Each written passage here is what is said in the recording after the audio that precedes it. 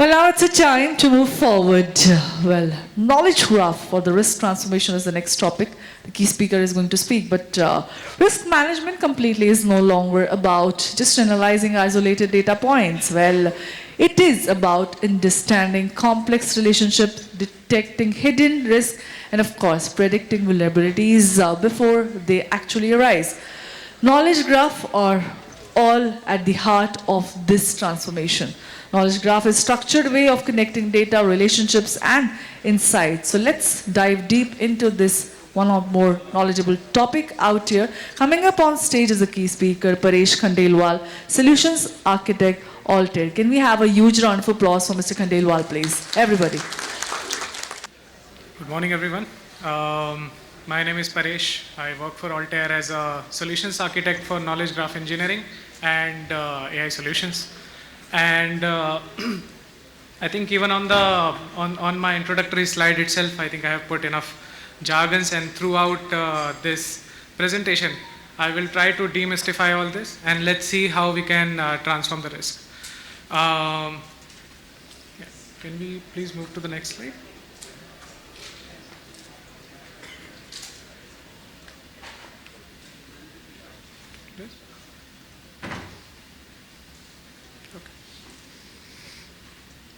So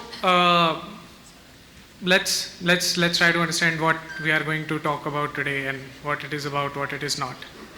See, the way we assess credit risk today, it is broken, and I think the panel before me, they spoke. The questions that we got, I think it all establishes it. And the reason I'm saying that the current credit risk evaluation is broken, it's not because that the models don't work. It's because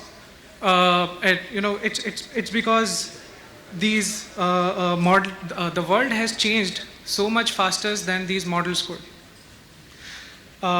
We see NPAs rising too fast, a lot of frauds, and so much delinquency in our portfolios, but our traditional models fail to catch them.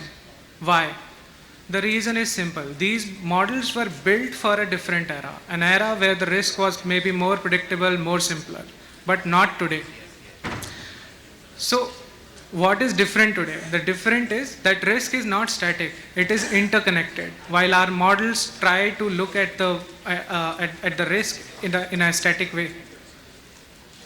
So today I am here to not ask you to throw your models away, but I am here to ask you to tell you how to make them more smarter, sharper, and future ready. If these models were a human, I'm asking these models to go to gym, not asking them to change their entire personality.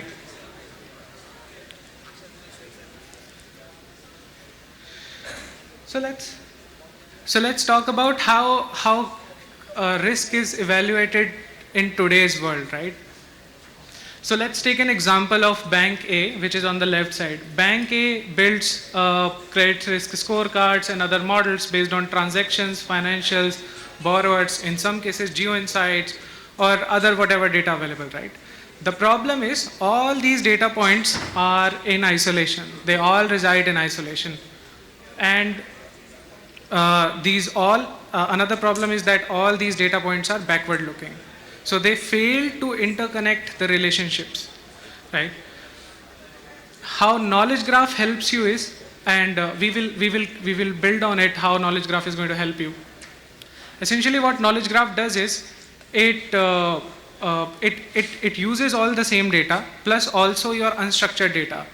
So I think one of the panelists, he emphasized a lot on the fact that we just don't have structured data to deal with. We also have a lot of unstructured data. Your data could be in the form of PDF reports, images, a lot of data is lying out there on websites. We might just have to scrape it through APIs, etc., etc. But so the problem is not availability of data. Problem is how do we, number one, utilize all that data, connect with that data, and second, how do we build a layer on top of that data that gives me a cohesive view of that data. So let's understand why traditional models fail.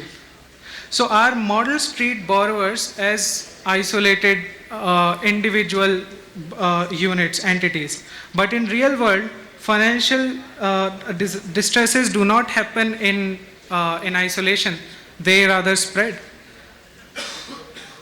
The second challenge is that the data is, the models that we built, they are on backward looking data, so they assume the risk is static. Now what do I mean by that? And I think one of the question was also around the same line. When I build any model in today's time, my data is usually say at least 9 months, 12 months, depending upon my model definition. It is bound to be at least 9 months, 12 months old. Now, when I deploy that model, I am assuming that the risk would be static as it was 12 months back.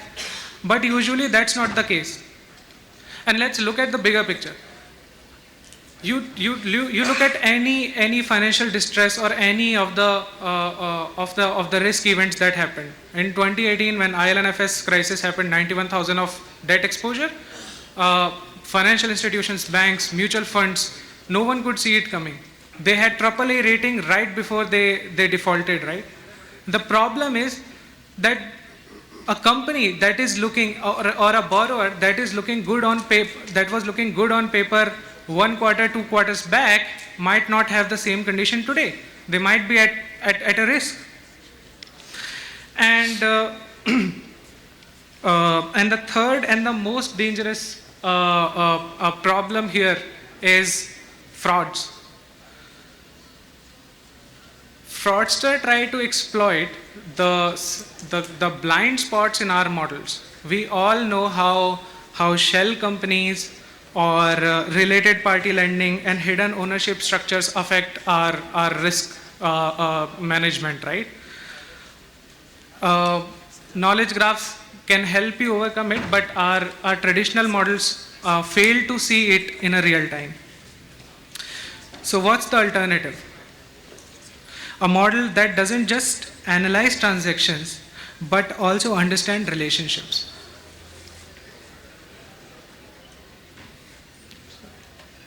Yeah.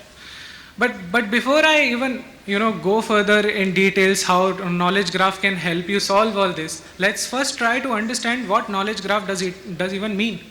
So I will take 2 examples. I think Gautam sir from the previous panel, he did a fantastic job anecdotally explaining us what a knowledge graph would be. And another example that I want to take is, we all have seen detectives board, right? This is in some movies or TV or some stories somewhere, right? We all have seen this. Now let's try to understand what a knowledge graph is through this example. Now let's say you are a detective, you were involved, you were called for a high profile case, right? So you don't start with all the answers, right? What you rather do is, you first start collecting the facts. So you would take witness statements, you will lift fingerprints off the crime scene, you will collect financial statements, call records, etc., etc. Now once you have all these records available, what you will do is, you will take all this data, list of suspects, photographs, etc., and you will go to your board and you will start mapping all the details you have available. You will see that there were 2 people who were claiming to be unknown to each other, but financial statements tell you otherwise. They have transactions going on. Call records is telling that there was this one person who was near the crime scene, while he claimed that he was not even in the city, and so on. And you will keep finding these clues once you start mapping all these relationships like a proper detective. And what you just did, you made a knowledge graph without even realizing it. And I would also want to talk about the example that Gautam sir from Wolofin he gave. So he was telling us about a case where how he looked at certain red flags individually, while those individual instances were red flags. When all put together, it painted a risk picture that no, something is off with this case. Now even if everything looks good in financials, everything looks good on paper, something is off.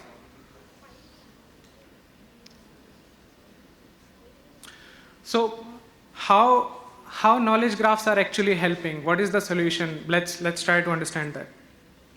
Now imagine having a risk analyst that never sleeps, that works for you 24/7. He's always analyzing transactions, putting context, mapping relationships, looking for weak links, looking for frauds and everything in real time. And he's trying to understand all these distresses before they show up in the financial statements. And that's exactly what a knowledge graph does for you. It connects structured and unstructured data to paint a complete risk picture. Now think about it. Today your model sees a borrower with no missed payment, but but a knowledge graph might be able to see their suppliers. It will be able to look at their entire financial ecosystem.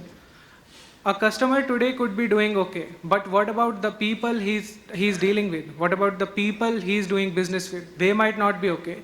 And will his financial ecosystem not impact his credibility or risk credibility? And this is all not just theoretical. We have worked with banks globally, where banks are using knowledge graph to transform their risk management in various ways. And I'm going to give you some examples out of it.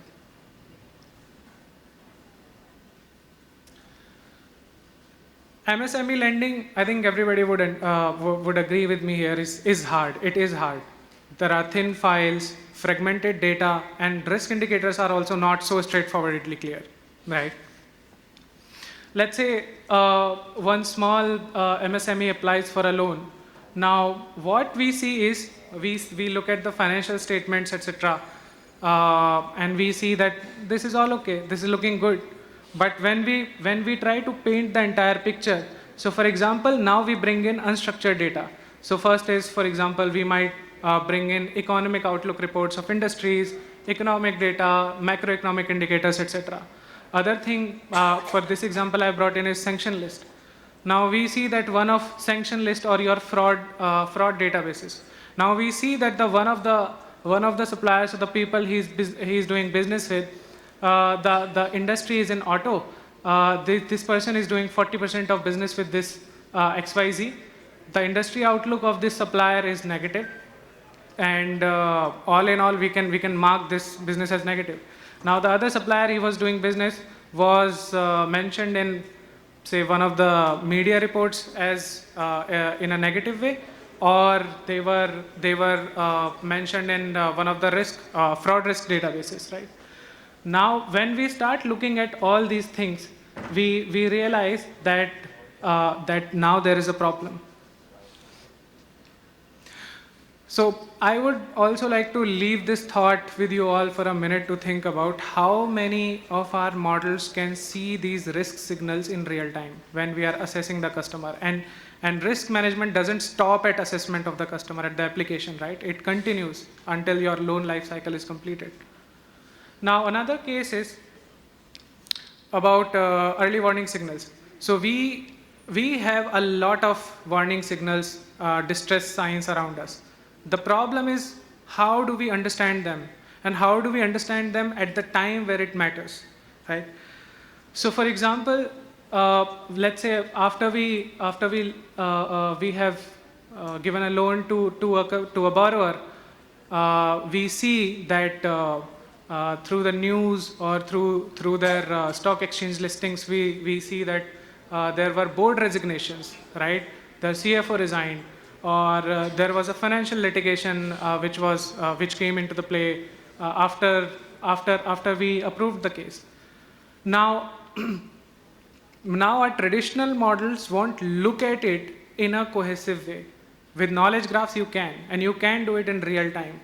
And now when you look at this picture, you can say, yeah, there is some problem. I can maybe restructure my loan, or I will try to prioritize my collection efforts, and I will try to reduce my exposure as much as I can.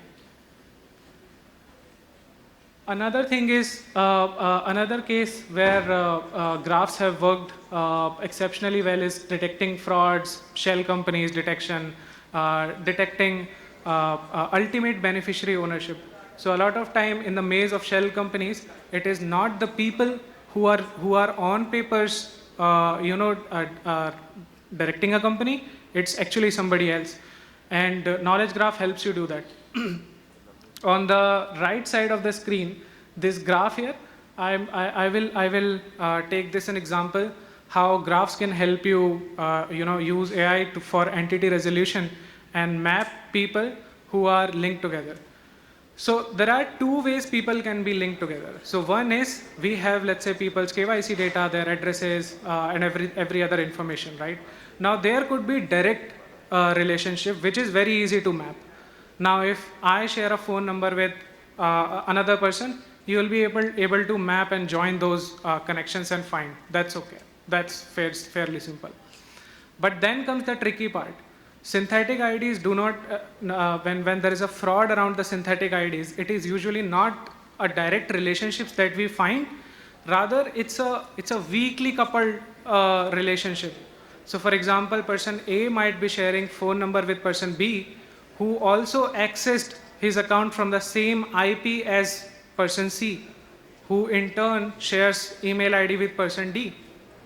And these signals can help me, cluster all the people who are in some way linked together, somewhat way linked together.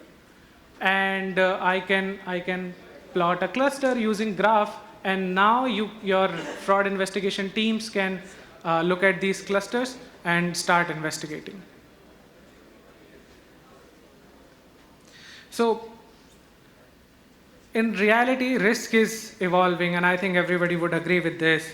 Regulators are tightening scrutiny, fraudsters are getting smarter, and the cost of inaction, it is rising. So let's challenge our models. And I have 3 questions to ask. Can our models detect borrower distress in real time? Can they uncover hidden fraud rings in real time? And can they simulate stress scenarios dynamically? If any of the answer is no, then we sure have work to do. The future of risk is interconnected, and I think by now have established it well enough. The best models won't just analyze transaction, but they will also understand networks. The best risk teams won't just react to crisis, they will rather predict them and prevent them. But the question that I think we should be asking is, are we going to lead this transformation, or are we waiting for a risk event to expose our gaps, the gaps of our risk management system? And I think there's just one last piece on this that I would want to say is, the next crisis is definitely is not going to come from where we expect it to be. And the best risk models won't just see the unseen. The best risk models are going to see what is unseen. And just a couple of observation also that I had from previous panel that I can talk and relate with it is, one of the panelists highlighted how unstructured data is so much important when you are lending, and especially when your ticket size increases, right? Again, to summarize and to close, the problem is not the availability of data. The problem is not the availability of warning signs, distress signals. Problem is, can we actually see them? And there is technology that can help us see them. So yeah, thank you so much. I think thank you. In interest of time, I think I can take all the questions and answers at booth 5 where I'll be at. Thank you so much. Fabulous. Thank you. Now I'll request Mr. Prateek Gupta, Chief Strategy Officer, SMFG India Credit Company Limited, to join us on stage to felicitate Mr. Paresh Khandelwal, Solution Architect, Altair. Can we have you on stage, please? Yeah. Thank you once again for bringing this knowledgeable insight presentation for us. I think, can we have a huge round of applause, ladies and gentlemen? Thank you.